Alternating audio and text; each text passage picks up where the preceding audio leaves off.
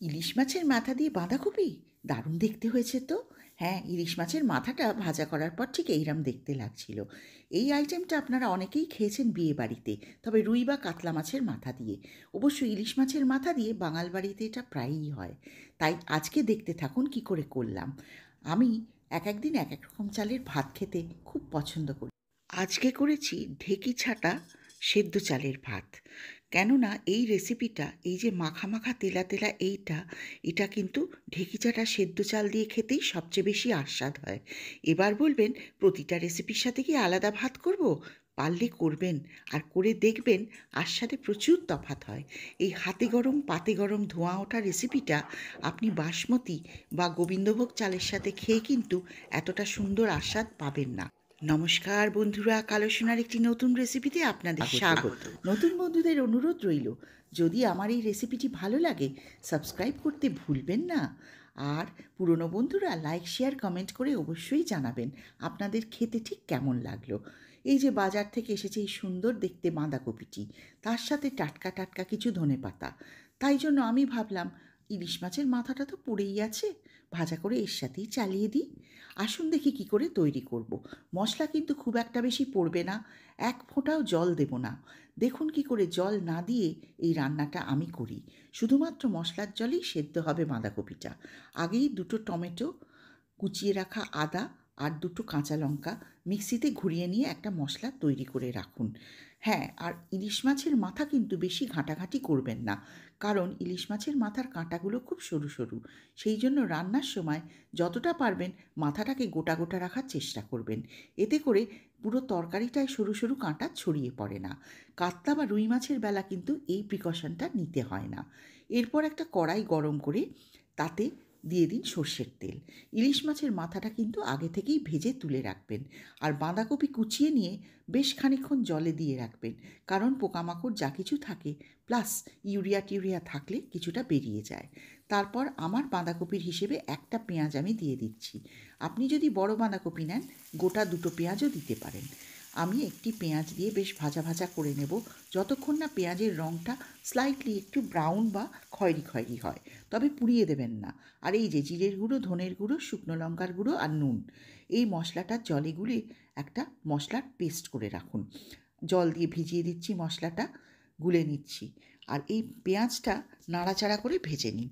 তারপর তার মধ্যে খয়েরি হয়ে এলে দিয়ে দিন টমেটো বাটাটা। টমেটো বাটা, টমেটো, আদা আর কাঁচা লঙ্কা বাটা দিয়ে বেশ খানিকটা নাড়াচাড়া করুন। মিক্সিতে লেগে থাকা মশলাগুলো জল দিয়ে দিয়ে দিন। আর দিয়ে দিলাম গোলা মশলাটা, অর্থাৎ জিরের গুঁড়ো, ধনের গুঁড়ো, শুকনো লঙ্কার গুঁড়ো। মশলা এতে খুব একটা পড়বেই না। এই জিরের গুঁড়ো, ধনের গুঁড়ো আর 1 চামচ গরম মশলার গুঁড়ো, এই হচ্ছে টোটাল মশলা এই রান্নার। ভালো করে ফুটে উঠতে দিন। মশলাটা ফুটে উঠলে জল থেকে তুলে কুচনো বাঁধাকপিটা দিয়ে দিন এর মধ্যে।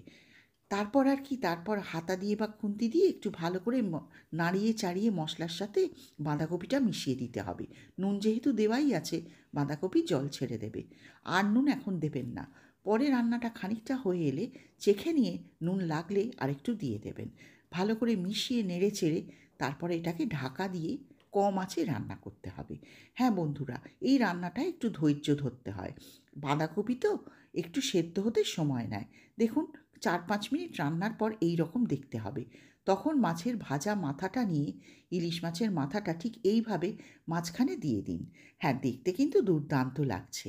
তারপর আর কি চারপাশ থেকে বাঁধাকপিটা তুলে একটু ঢেকে দিন মাথাটাকে, যাতে সেদ্ধ হয়ে আসে। আর মশলার মধ্যে ডুবিয়ে দিন ঠিক এইভাবে। তবে বেশি ঘাঁটাঘাঁটি করবেন না। দেখুন ঠিক এইভাবে মশলার মধ্যে বাঁধাকপি দিয়ে মাথাটা চাপা দিয়ে ঢাকা দিয়ে রান্নাটা হতে দিন। আমাদের এখন জলটা শুকিয়ে নিতে হবে। আর দিয়ে দিচ্ছি একটু গরম মশলার গুঁড়ো। হ্যাঁ, এই রান্নায় গুঁড়োটা আগেই দেবেন। যেহেতু জল আমি এক ফোঁটাও দেব না, সেহেতু মশলাটার মধ্যে গরম মশলাটা যাতে মিশে যায়, সেই জন্যে এখনই আমি দিয়ে দিলাম। ব্যাস, মশলার পালা শেষ। আর কোনো মশলাও দিতে হবে না আপনাদের। চেখে দেখলাম একটু নুন লাগবে, তাই দিয়ে দিচ্ছি নুন। আর হ্যাঁ, আর একটু চিনি। স্বাদের জন্য এটুকু দিতে কিন্তু হবে। বিয়েবাড়ির রান্নায় চিনি কিন্তু আগেই দিয়ে ক্যারামেলাইজ করে নেওয়া হয়। আমি তো সেটা করিনি। আমাদের বাঙাল বাড়ির রান্নায় চিনি খুব কম দেয়া হয়। তবে বলবো এটা আমরা ঘটিদের থেকে শিখেছি কিছু চিনি দিলে রান্নাটা টেস্ট হয়। আর দেখুন শুকিয়ে এলে বাঁধাকপিটা জল বেরিয়ে দিয়ে দিচ্ছি কুচিয়ে রাখা ধনেপাতা। ধনেপাতাটা অপশনাল, চাইলে দিতে পারেন, না হলে না দিতে পারেন। নতুন বন্ধুরা, আমার রেসিপিটা আপনাদের ভালো লাগলে সাবস্ক্রাইব করার অনুরোধ রইল। অবশ্যই সাবস্ক্রাইব করে বেল বাটন টিপে দেবেন, যাতে করে সমস্ত নোটিফিকেশান আপনারা পেয়ে যান। আর পুরনো বন্ধুরা, শেষ অবধি দেখার জন্য ধন্যবাদ। আর দুই বন্ধুদেরই অনুরোধ রইল, ভালো লাগুক বা মন্দ লাগুক কমেন্টে জানাতে ভুলবেন না। আপনাদের যদি কোনো মূল্যবান পরামর্শ থাকে সেটাও অবশ্যই জানাবেন, ভালোই হোক বা খারাপই হোক। আপনাদের পরামর্শই কিন্তু আমার কাছে ভীষণ মূল্যবান।